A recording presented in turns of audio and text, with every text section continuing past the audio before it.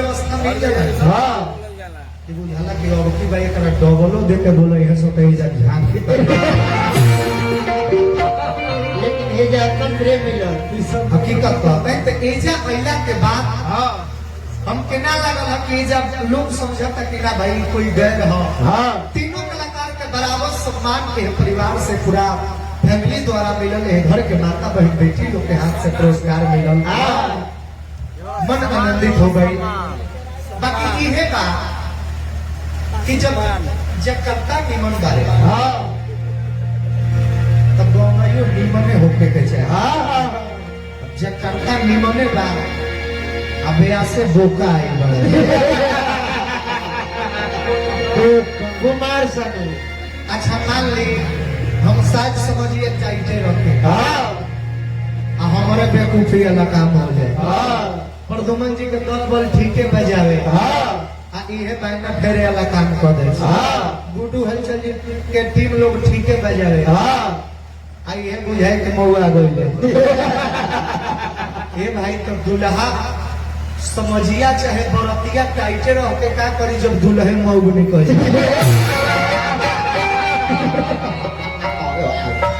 बारात के मोल ना होला मोल दुल्हे के होला। दुल्हा कौना ढंग के बारे वो ढंग के बाराती बा तो बारातियों के कवर होई। बाराती खूब सज बज के जे गइल बा आ दुल्हा के आए हैं उसको में जाके फूल ही तो बरतिया लोग पीछा हम देखा था नहीं कि सब कुछ जब व्यवस्था ठीक बा इतना सुंदर माइको का साउंड सिस्टम इतना सुंदर हुआ सब प्ले कर रहा होगा। माइक कोनो गाय के मुंह पर लागे के चाहिए ये भूखा के मुंह पर ये गाँव तो में सही बिया तरह सब अपने पैर में थूक कटने भर करे एगो गीत गाई पहल का एगो निर्गुण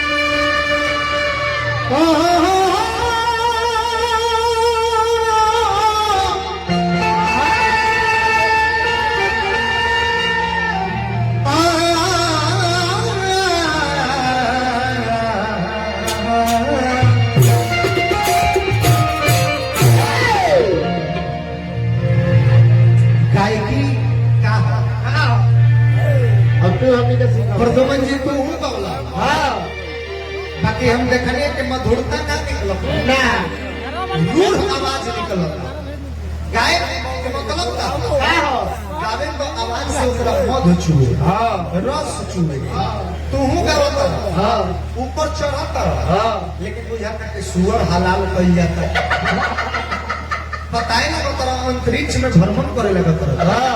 गुड्डू हलचल जी के तो बातें छोड़ी ये तो उदित नारायण के मार्केट खाए पर लगे। एक बात लेकिन जीवन में याद रखना भाई कभी किसी गायक से अपना आवाज मिमिक्री मत करना क्योंकि उन सारे लोगों का लाइफ चौपट होते हमने देखा है इस नजरों से। पवन सिंह 2 बारे में धरती पे 4-5 जना पवन सिंह 2 घूमल नहीं खेची काहे अब मैंने पवन सिंह को बोरले भाई तो फिर 2 के का काम बा भाई मार्केट में ओरिजिनल पतंजलि के प्रोडक्ट मिले तो फिर झूठों के 200 पतंजलि चाहे चतंजलि लिख के केहू बेचे ये चतंजलि जीवन में हुआ खेसारी लाल यादव जी की आवाज लेके खाली आवाज ना नाम भी लिख के पवन 2 खेसारी 2 वैसा आवाज सेम लेके मार्केट में कुत्ता नहीं थे पूछो आप डुप्लीकेट लेके कितना दिन घूम सकते हैं? नहीं घूम सकते। मनोज तिवारी की आवाज में गावे वाला लोग तो उदित नारायण की आवाज में तू बोल तो ये भाई 1 नंबर के लोग काहे ना सोने की है बंडमरू कैसे